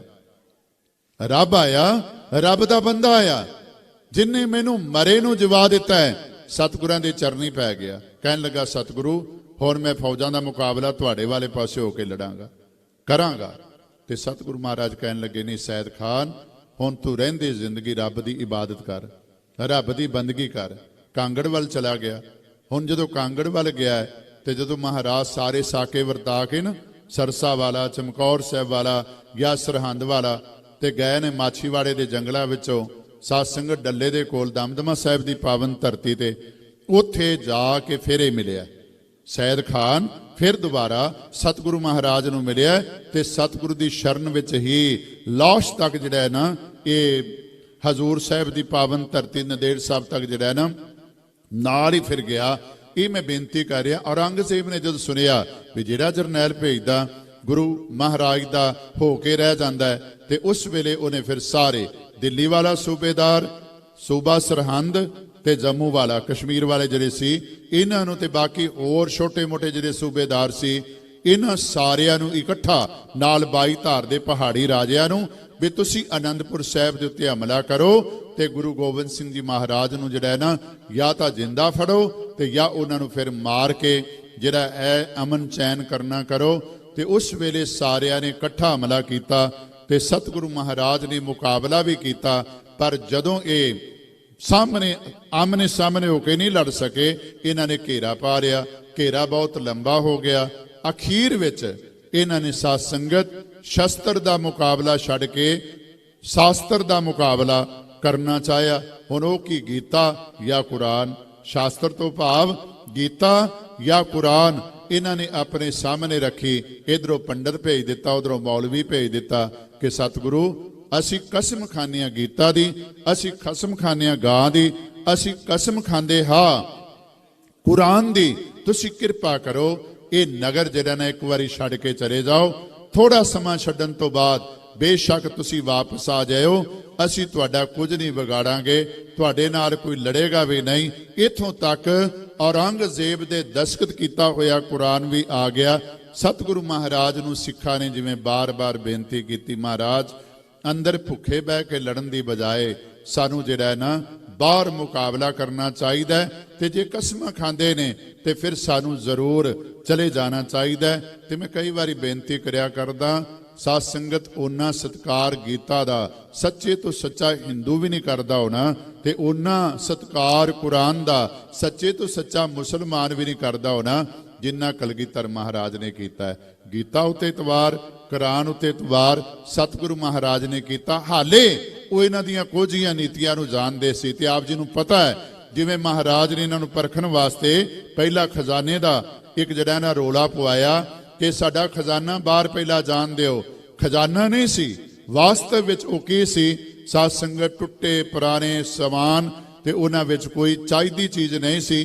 ਪਰ ਇਹਨਾਂ ਲੋਕਾਂ ਨੇ ਲਾਲਚੀ ਵਸੀ ਹੋ ਕੇ ਉਸ ਖਜ਼ਾਨੇ ਨੂੰ ਸਮਝ ਕੇ ਹਮਲਾ ਕਰ ਦਿੱਤਾ। ਪਰ ਪੱਲੇ ਕੁਝ ਨਾ ਪਿਆ, ਸ਼ਰਮਿੰਦੇ ਹੋਏ ਫਿਰ ਇਹਨਾਂ ਨੇ ਮੁਆਫੀਆਂ ਮੰਗਣੀਆਂ ਸ਼ੁਰੂ ਕਰ ਦਿੱਤੀਆਂ। ਆਖਰਕਾਰ ਸਤਿਗੁਰੂ ਮਹਾਰਾਜ ਨੇ ਪਰਿਵਾਰ ਨੂੰ ਨਾਲ ਲੈ ਕੇ ਆਨੰਦਪੁਰ ਸਾਹਿਬ ਨੂੰ ਛੱਡਿਆ ਤੇ ਜਿਵੇਂ ਸਾਧ ਸੰਗਤ ਸਰਸਾ ਦੇ ਕਿਨਾਰੇ ਮੈਂ ਰਾਤ ਵੀ ਬੇਨਤੀ ਕੀਤੀ ਸੀ ਕਿਤੇ ਵੀ ਇਸ ਵਿੱਚ ਹਰ ਵੇਲੇ ਪਾਣੀ ਨਹੀਂ ਰਹਿੰਦਾ, ਇਹ ਬਰਸਾਤੀ ਨਾਲਾ ਸੀ। ਸਰਸਾ ਜਿਹੜਾ ਸੀ ਬਰਸਾਤੀ ਨਾਲਾ ਸੀ। ਤੇ ਅੱਜ ਵੀ ਤੁਸੀਂ ਵੇਖਦੇ ਹੋ ਇਹਨਾਂ ਦਿਨਾਂ ਦੇ ਵਿੱਚ ਕੁਦਰਤੀ ਤੌਰ ਤੇ ਸਾਧ ਸੰਗਤ ਮੀਂਹ ਜਿਹੜਾ ਹੈ ਨਾ ਉਹ ਪੈਣਾ ਸ਼ੁਰੂ ਹੋ ਜਾਂਦਾ ਹੈ।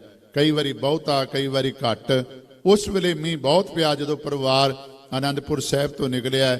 ਸਰਸਾ ਨਦੀ ਚੜੀ ਹੋਈ ਹੈ, ਇਸ ਦੇ ਕਿਨਾਰੇ ਵੇਖੋ ਇੰਨਾ ਕੁਝ ਹੋਣ ਦੇ ਬਾਵਜੂਦ ਮੈਂ 93 ਦੇ ਵਿੱਚ ਜਦੋਂ ਸੱਚਖੰਡ ਸ੍ਰੀ ਹਰਿਮੰਦਰ ਸਾਹਿਬ ਸੇਵਾ ਸੰਭਾਲੀ ਨਾ, ਕਿਉਂਕਿ ਦਾਸ ਉਸ ਵੇਲੇ ਵਿੱਚੋਂ ਛੱਡ ਕੇ ਫਿਰ ਚਲਾ ਗਿਆ ਸੀ ਵਾਪਸ, ਫਿਰ 11 ਦੇ ਵਿੱਚ ਆਇਆ। ਜਿਹੜੀ ਮੈਂ ਬੇਨਤੀ ਕਰ ਰਿਹਾ, ਉਸ ਵੇਲੇ ਇੱਕ ਸਵਾਲ ਆਇਆ, ਚਿੱਠੀ ਆਈ ਸਾਰੇ ਸਿੰਘ ਸਾਹਿਬਾਨ ਨੂੰ ਕਿ ਜਿਹੜੇ ਆ ਪਟਾਕੇ ਦੀਵਾਲੀ ਨੂੰ ਚਲਾਏ ਜਾਂਦੇ ਨੇ ਆਤਿਸ਼ਬਾਜ਼ੀ, ਇਸ ਨਾਲ ਸੁਰਤੀ ਉਖੜਦੀ ਹੈ ਕੀਰਤਨ ਕਰਨ ਵਾਲਿਆਂ ਦੀ ਜਾਂ ਕੀਰਤਨ ਸੁਣਨ ਵਾਲਿਆਂ ਦੀ, ਇਹ ਚੱਲਣੇ ਚਾਹੀਦੇ ਨੇ ਜਾਂ ਨਹੀਂ ਚੱਲਣੇ ਚਾਹੀਦੇ। ਹੁਣ ਉਸ ਵੇਲੇ ਸਿੰਘ ਸਾਹਿਬ ਗਿਆਨੀ ਮੋਹਨ ਸਿੰਘ ਜੀ ਹੈਡ ਗ੍ਰੰਥੀ ਸੀ, ਇਹਨਾਂ ਨੇ ਸਾਰੇ ਸਿੰਘ ਸਾਹਿਬਾਨ ਨੂੰ ਬੁਲਾ ਲਿਆ ਦਰਸ਼ਨੀ ਡਿਊਟੀ ਦੇ ਵਿੱਚ। ਅਸੀਂ ਸਾਰੇ ਬੈਠੇ ਹੋਏ ਹਾਂ ਤੇ ਇਹ ਮਸਲਾ ਰੱਖਿਆ ਗਿਆ ਵੀ ਦੱਸੋ ਇਸ ਬਾਰੇ ਕੀ ਰਾਏ ਆ। ਇੱਕੋ ਚਿੱਠੀ ਲਿਖ ਦਿੰਦੇ ਆ, ਬਜਾਏ ਵੱਖਰਾ ਵੱਖਰਾ ਲਿਖਾਂਗੇ। ਹੁਣ ਜਦੋਂ ਸਾਰਿਆਂ ਨੇ ਰਾਏ ਦਿੱਤੀ ਤੇ ਸਿੰਘ ਸਾਹਿਬ ਗਿਆਨੀ ਚਰਨ ਸਿੰਘ ਜੀ, ਤੁਸੀਂ ਵੇਖੇ ਹੋਣਗੇ ਛੋਟੇ ਕੱਦ ਦੇ ਸਿੰਘ ਸਾਹਿਬ ਗਿਆਨੀ ਚਰਨ ਸਿੰਘ ਹੋਰੀ ਬੈਠੇ ਹੋਏ ਸੀ, ਇਹਨਾਂ ਨੇ ਸਲਾਹ ਦਿੱਤੀ। ਬਾਕੀ ਸਾਰੇ ਕਹਿਣ ਲੱਗੇ ਜੀ ਵਾਕਿਆ ਸਾਨੂੰ ਪਟਾਕੇ ਨਹੀਂ ਚਲਾਣੇ ਚਾਹੀਦੇ ਜਾਂ ਸਾਨੂੰ ਜਿਹੜਾ ਨਾ ਵੀ ਇਹ ਆਤਿਸ਼ਬਾਜ਼ੀ ਨਹੀਂ ਕਰਨੀ ਚਾਹੀਦੀ। ਪਰ ਗਿਆਨੀ ਚਰਨ ਸਿੰਘ ਨੇ ਬੜਾ ਸੁੰਦਰ ਜਵਾਬ ਦਿੱਤਾ, ਕਹਿਣ ਲੱਗੇ ਵੀ ਉਹ ਸੁਰਤ ਕਾਹਦੀ ਹੈ ਜਿਹੜੀ ਪਟਾਕੇ ਚੱਲਣ ਨਾਲ ਹੀ ਉਖੜ ਜਾਵੇ। ਜੇ ਪਟਾਕੇ ਚੱਲਣ ਨਾਲ ਹੀ ਸੁਰਤ ਉਖੜ ਜਾਂਦੀ ਏ, ਉਹ ਸੁਰਤ ਕਾਹਦੀ ਹੈ, ਉਹ ਧਿਆਨ ਕਾਹਦਾ ਹੈ। ਗੱਲ ਉਹਨਾਂ ਨੇ ਕੀਤੀ ਵੀ ਜਦੋਂ ਸਰਸਾ ਕਿਨਾਰੇ ਅੱਗੇ ਪਾਰੀ ਹੈ, ਪਿੱਛੇ ਦੁਸ਼ਮਣ ਹੈ ਤੇ ਤੋਪਾਂ ਚੱਲ ਰਹੀਆਂ ਨੇ, ਬੰਦੂਕਾਂ ਚੱਲ ਰਹੀਆਂ ਨੇ, ਤੀਰ ਚੱਲ ਰਹੇ ਨੇ, ਉਸ ਵੇਲੇ ਵੀ ਕਲਗੀਧਰ ਮਹਾਰਾਜ ਸੱਚੇ ਪਾਤਸ਼ਾਹ ਸਾਧ ਸੰਗਤ ਆਸਾ ਦੀ ਵਾਰ ਦਾ ਕੀਰਤਨ ਕਰਦੇ ਨੇ। ਫਿਰ ਧਿਆਨ ਦੇਵਿਓ, ਜਿਨ੍ਹਾਂ ਦੀ ਸੁਰਤ ਬਚਪਨ ਤੋਂ ਲੱਗੀ ਹੋਈ ਹੈ, ਚੁਭੀ ਰਹੀ ਸੁਰਤ ਪ੍ਰਭ ਚਰਨਨ ਮੈਂ, ਉਹਨਾਂ ਦੀ ਅਖੀਰ ਤੱਕ ਇੰਨਾ ਕੁਝ ਹੋ ਗਿਆ। ਆਸਾ ਸੰਗਤ ਕਿਸੇ ਦਾ ਪੁੱਤਰ ਮਰ ਜਾਵੇ ਕਿ ਉਹ ਡੋਲਦਾ ਨਹੀਂ ਜੀਵਨ ਦੇ ਅੰਦਰ, ਬੰਦਾ ਡਾਵਾਂਡੋਲ ਹੋ ਜਾਂਦਾ ਹੈ। ਇੱਕ ਨਹੀਂ, ਦੋ ਨਹੀਂ, ਤਿੰਨ ਨਹੀਂ, ਚਾਰੇ ਚਲੇ ਗਏ ਤੇ ਵਾਰੀ ਵਾਰੀ ਚਲੇ ਗਏ ਤੇ ਫਿਰ ਵੀ ਆਖਦੇ ਨੇ ਮਿੱਤਰ ਪਿਆਰੇ ਨੂੰ ਹਾਲ ਮੁਰੀਦਾਂ ਦਾ ਕਹਿਣ, ਤੁਧ ਬਿਨ ਰੋਗ ਰਜ਼ਾਈਆਂ ਦਾ ਓਢਨ, ਨਾਗ ਨਿਵਾਸਾਂ ਦੇ ਰਹਿਣ। ਆਸਾ ਦੀ ਵਾਰ ਦਾ ਕੀਰਤਨ ਉਸ ਵੇਲੇ ਵੀ ਕੀਤਾ ਹੈ ਜਦੋਂ ਅੱਗੇ ਸਰਸਾ ਸ਼ੂਕ ਰਹੀ ਹੈ, ਪਿੱਛੇ ਦੁਸ਼ਮਣ ਆ ਰਿਹਾ ਹੈ ਤੇ ਸਾਧ ਸੰਗਤ ਇੱਥੇ ਪਰਿਵਾਰ ਵਿਛੋੜਾ ਗੁਰੂ ਘਰ ਹੈ। ਆਪਾਂ ਵੇਖਦੇ ਆ ਸਤਿਗੁਰੂ ਮਹਾਰਾਜ ਵੱਡੇ ਸਾਹਿਬਜ਼ਾਦਿਆਂ ਦੇ ਨਾਲ ਸਿੰਘਾਂ ਨੂੰ ਲੈ ਕੇ ਰੋਪੜ ਵਾਲੇ ਪਾਸੇ ਗਏ, ਰੋਪੜ ਦੇ ਰੰਗੜਾਂ ਨੇ ਮੁਕਾਬਲਾ ਕੀਤਾ। ਉਸ ਤੋਂ ਬਾਅਦ ਸਤਿਗੁਰੂ ਮਹਾਰਾਜ ਜਿਵੇਂ ਚਮਕੌਰ ਦੇ ਪਿੰਡ ਦੇ ਨੇੜੇ ਬਾਹਰ ਬਾਗ ਦੇ ਅੰਦਰ ਗਏ, ਫਿਰ ਜ਼ਿਮੀਂਦਾਰ ਬੁੱਧੀ ਚੰਦ ਜਿਹੜਾ ਹੈ ਇਹਨੇ ਸਤਿਗੁਰੂ ਮਹਾਰਾਜ ਨੂੰ ਹਵੇਲੀ ਦਿੱਤੀ। ਇਸ ਹਵੇਲੀ ਬਾਰੇ ਪ੍ਰਿੰਸੀਪਲ ਸਤਬੀਰ ਸਿੰਘ ਨੇ ਜ਼ਿਕਰ ਕੀਤਾ ਹੈ ਵੀ ਪਹਿਲੀ ਵਾਰ ਨਹੀਂ ਆਏ, ਜਦੋਂ ਪਹਿਲਾ ਮਹਾਰਾਜ ਕੁਰੂਕਸ਼ੇਤਰ ਗਏ ਸੀ ਨਾ, ਤੁਸੀਂ ਵੇਖਿਆ ਕੁਰੂਕਸ਼ੇਤਰ ਵੀ ਦਸਵੇਂ ਪਾਤਸ਼ਾਹ ਦਾ ਅਸਥਾਨ ਹੈ। ਸਤਿਗੁਰੂ ਮਹਾਰਾਜ ਜਦੋਂ ਉਧਰ ਗਏ ਵਾਪਸ ਆਏ, ਇਸ ਹਵੇਲੀ ਦੇ ਅੰਦਰ ਇੱਕ ਰਾਤ ਪਹਿਲਾਂ ਵੀ ਕੱਟ ਕੇ ਗਏ ਨੇ, ਪਹਿਲਾਂ ਵੀ ਇਸ ਹਵੇਲੀ ਦੇ ਅੰਦਰ ਕੱਟ ਕੇ ਗਏ ਨੇ।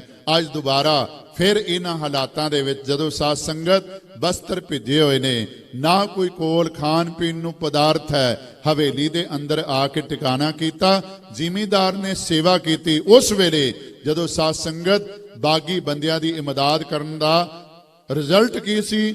ਆਪਣੀ ਜਾਨ ਨੂੰ ਗਵਾਣਾ, ਆਪਣੀ ਜਾਨ ਨੂੰ ਖਤਰੇ ਵਿੱਚ ਪਾਣਾ। ਪਰ ਉਹਨੇ ਪਾਇਆ, ਉਹਨੇ ਕੇਵਲ ਇਹ ਗੱਲ ਕਹੀ ਕਿ ਸਾਡੀ ਖਾਤਰ ਲੜ ਰਹੇ ਹੋ, ਸਾਡੇ ਖਾਤਰ ਇਹ ਸਾਰਾ ਕੁਝ ਕਰ ਰਹੇ ਹੋ।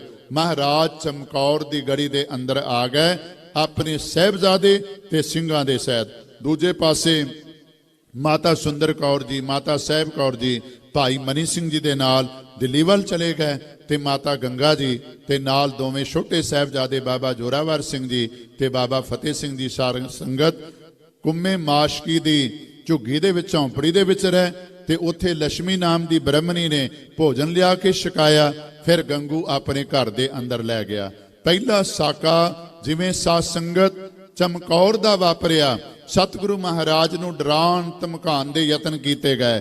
ਆਖਿਆ ਗਿਆ ਜੇ ਆਪਣਾ ਜੀਵਨ ਚਾਹੁੰਦੇ ਹੋ ਤੇ ਸਿਲੰਡਰ ਕਰ ਦਿਓ, ਪਰ ਸਤਿਗੁਰੂ ਮਹਾਰਾਜ ਨੇ ਗੜੀ ਦੇ ਵਿੱਚੋਂ ਤੀਰ ਚਲਾ ਕੇ ਜਵਾਬ ਦਿੱਤਾ।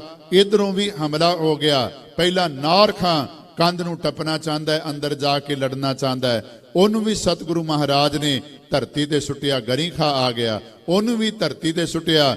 ਫਿਰ ਖਵਾਜਾ ਮਹਿਮੂਦ ਆਇਆ ਹੈ, ਜਿਹਨੂੰ ਮਰਦੂਦ ਲਿਖਿਆ ਹੈ ਜਫਰਨਾਮੇ ਦੇ ਅੰਦਰ। ਫਿਰ ਇਹ ਆਇਆ, ਇਹਨੇ ਆਪਣੇ ਆਪ ਨੂੰ ਲੁਕਾ ਕੇ ਕੰਧ ਦਾ ਸਹਾਰਾ ਲੈ ਕੇ ਆਪਣੇ ਆਪ ਨੂੰ ਬਚਾਇਆ। ਤੇ ਸਾਧ ਸੰਗਤ ਪੰਜ ਸਿੰਘਾਂ ਦੇ ਜਥੇ ਜਾਣੇ ਸ਼ੁਰੂ ਹੋ ਗਏ। ਬਹੁਤਿਆਂ ਦਾ ਬਹੁਤੀ ਦੇਰ ਨਾ ਮੁਕਾਬਲਾ ਕਰਦਿਆਂ ਹੋਇਆਂ ਸ਼ਹਾਦਤ ਦਾ ਜਾਮ ਪੀਤਾ। ਅਖੀਰ ਫੈਸਲਾ ਕੀਤਾ, ਭਾਈ ਦਇਆ ਸਿੰਘ ਨੇ ਆਪਣੇ ਸਾਥੀ ਸਿੰਘਾਂ ਦੇ ਨਾਲ ਮਿਲ ਕੇ ਕਿ ਗੁਰੂ ਗੋਬਿੰਦ ਸਿੰਘ ਜੀ ਮਹਾਰਾਜ ਨੂੰ ਬੇਨਤੀ ਕੀਤੀ ਜਾਵੇ ਕਿ ਸਾਹਿਬਜ਼ਾਦਿਆਂ ਸਹਿਤ ਇਸ ਚਮਕੌਰ ਦੀ ਗੜੀ ਨੂੰ ਛੱਡ ਕੇ ਚਲੇ ਜਾਣ। ਤੇ ਸਤਿਗੁਰੂ ਮਹਾਰਾਜ ਨੂੰ ਜਦੋਂ ਇਹ ਬੇਨਤੀ ਕੀਤੀ ਗਈ ਤੇ ਮਹਾਰਾਜ ਨੇ ਕਿਹਾ ਸੀ, ਮੈਨੂੰ ਸਾਹਿਬਜ਼ਾਦਿਆਂ ਤੋਂ ਘੱਟ ਕੋਈ ਵੀ ਨਜ਼ਰ ਨਹੀਂ ਆ ਰਿਹਾ, ਤੁਸੀਂ ਸਾਰੇ ਮੇਰੇ ਸਾਹਿਬਜ਼ਾਦੇ ਹੋ ਤੇ ਅਸੀਂ ਅੰਤਮ ਸਵਾਸ ਤੱਕ ਇੱਥੇ ਹੀ ਲੜਾਂਗੇ, ਦੁਸ਼ਮਣ ਦਾ ਮੁਕਾਬਲਾ ਕਰਾਂਗੇ। ਪਰ ਸਾਧ ਸੰਗਤ ਪਹਿਲਾਂ ਬਾਬਾ ਅਜੀਤ ਸਿੰਘ ਜੀ ਗਏ, ਉਹਨਾਂ ਨੇ ਸ਼ਹਾਦਤ ਦਾ ਜਾਮ ਪੀਤਾ ਤੇ ਸਤਿਗੁਰੂ ਨੇ ਜਕਾਰੇ ਦੇ ਨਾਲ ਆਪਣੇ ਪੁੱਤਰ ਦੀ ਸ਼ਹਾਦਤ ਦਾ ਸਤਿਕਾਰ ਕੀਤਾ ਹੈ। ਫਿਰ ਜੁਝਾਰ ਸਿੰਘ ਆਗਿਆ ਮੰਗਦੇ ਨੇ, ਉਹ ਮੈਦਾਨੇ ਜੰਗ ਦੇ ਅੰਦਰ ਜਾਂਦੇ ਨੇ।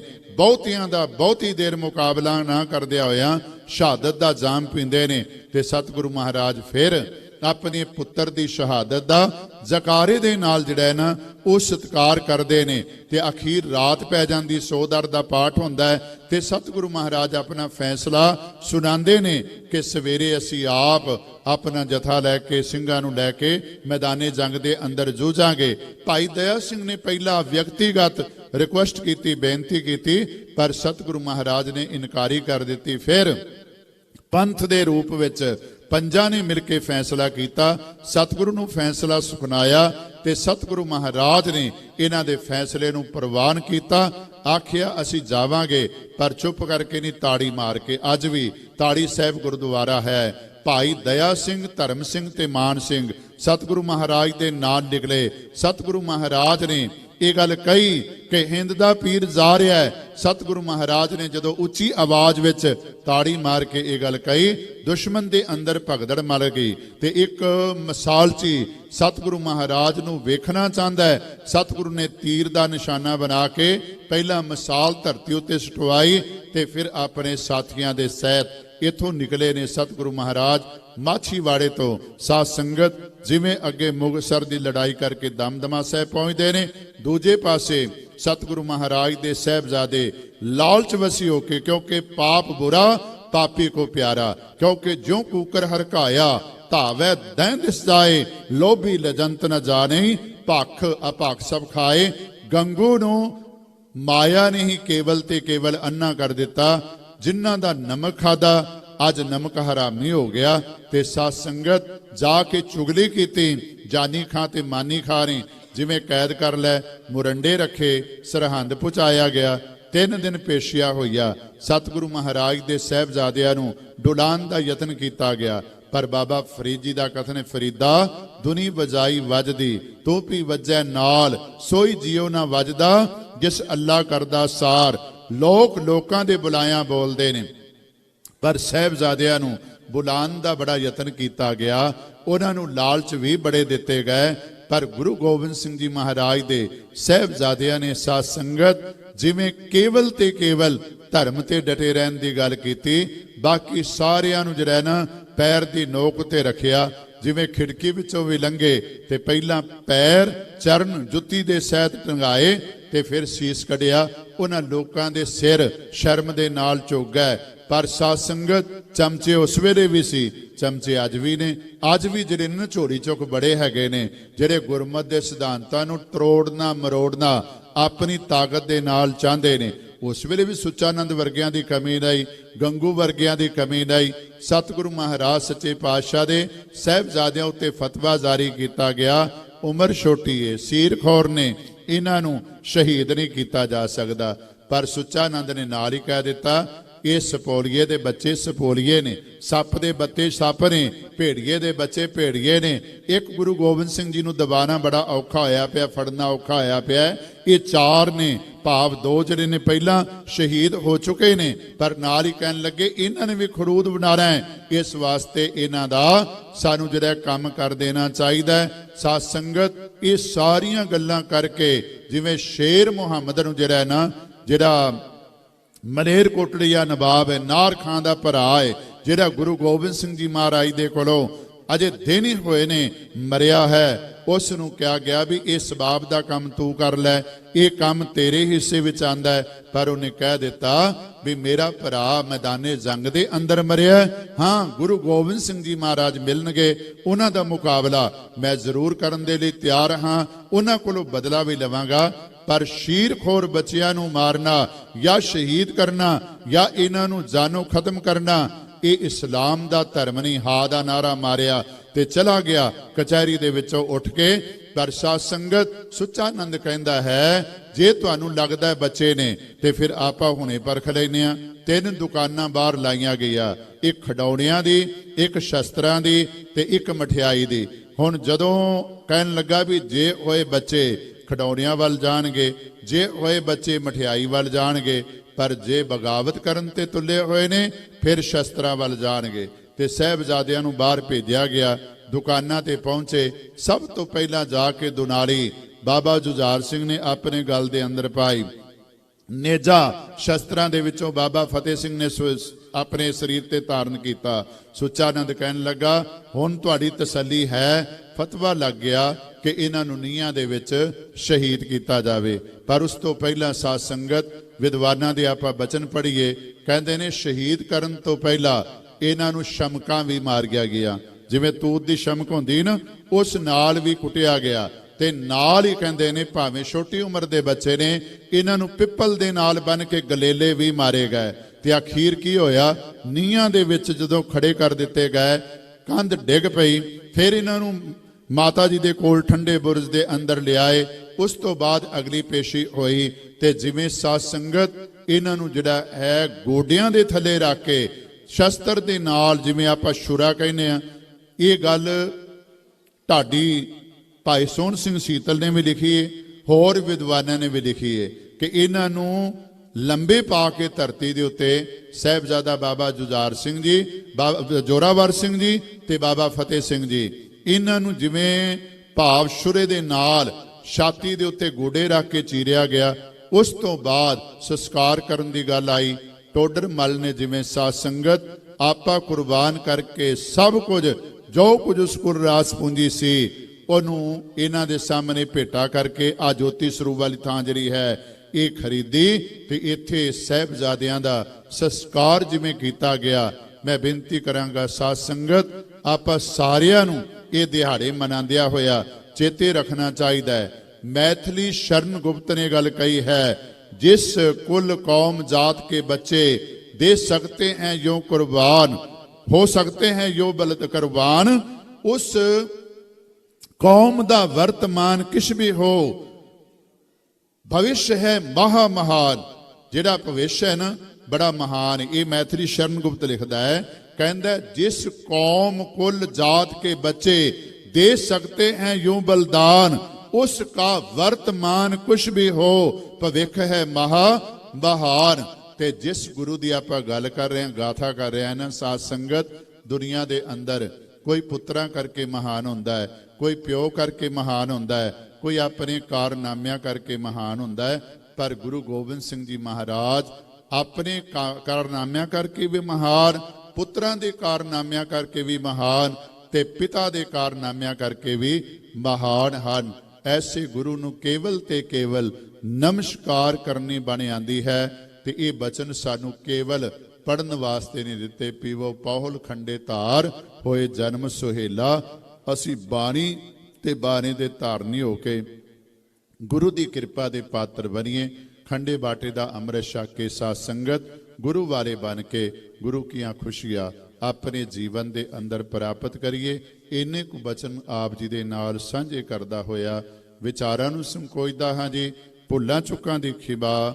ਧੰਨਵਾਦ ਸਤਿਗੁਰਾਂ ਦਾ, ਸਮੁੱਚੇ ਪ੍ਰਬੰਧਕ ਸੱਜਣਾ ਦਾ, ਖਾਸ ਤੌਰ ਤੇ ਭਾਈ ਸੁਖਵਿੰਦਰ ਸਿੰਘ ਜੀ ਜਿਹੜੇ ਸਾਡੇ ਕੋਲ ਹੀ ਰਹਿੰਦੇ ਨੇ, ਉਹਨਾਂ ਨੇ ਹੁਕਮ ਕੀਤਾ, ਸਿੰਘ ਸਾਹਿਬ ਜੀ 26 ਤਰੀਕ ਨੂੰ ਟਾਈਮ ਹੈ। ਮੈਂ ਕਿਹਾ ਵੀ ਬੜਾ ਔਖਾ। ਕਹਿਣ ਲੱਗੇ ਵੀ ਰਾਹ ਵਿੱਚ ਹੀ ਹੈ, ਕਿਉਂਕਿ ਡਿਊਟੀ ਫਤਿਹਗੜ੍ਹ ਸਾਹਿਬ ਲੱਗੀ ਹੋਈ ਹੈ, ਕੱਲ ਨੂੰ ਨਗਰ ਕੀਰਤਨ ਵਿੱਚ ਸ਼ਾਮਲ ਹੋਣਾ ਹੈ। ਤੇ ਜਦੋਂ ਉਹਨਾਂ ਨੇ ਕਿਹਾ ਵੀ ਹਮੀਰੇ ਜਾਣਾ ਹੈ, ਤੇ ਫਿਰ ਮੈਂ ਉਹਨਾਂ ਨੂੰ ਬੇਨਤੀ ਕੀਤੀ ਵੀ ਰਾਹ ਵਿੱਚ ਜਾਂਦਿਆਂ ਹੋਇਆਂ ਹਾਜ਼ਰੀ ਭਰ ਕੇ ਚਲੇ ਜਾਵਾਂਗੇ। ਸਤਿਗੁਰੂ ਮਹਾਰਾਜ ਨੇ ਸੇਵਾ ਲਈ ਹੈ, ਸਤਿਗੁਰੂ ਕਿਰਪਾ ਕਰਨ। ਜੋ ਕੁਝ ਤੁਹਾਡੇ ਨਾਲ ਸਾਂਝਾ ਕੀਤਾ ਹੈ ਅਸੀਂ ਵੀ ਆਪਣੇ ਜੀਵਨ ਦੇ ਅੰਦਰ ਧਾਰਨ ਕਰੀਏ।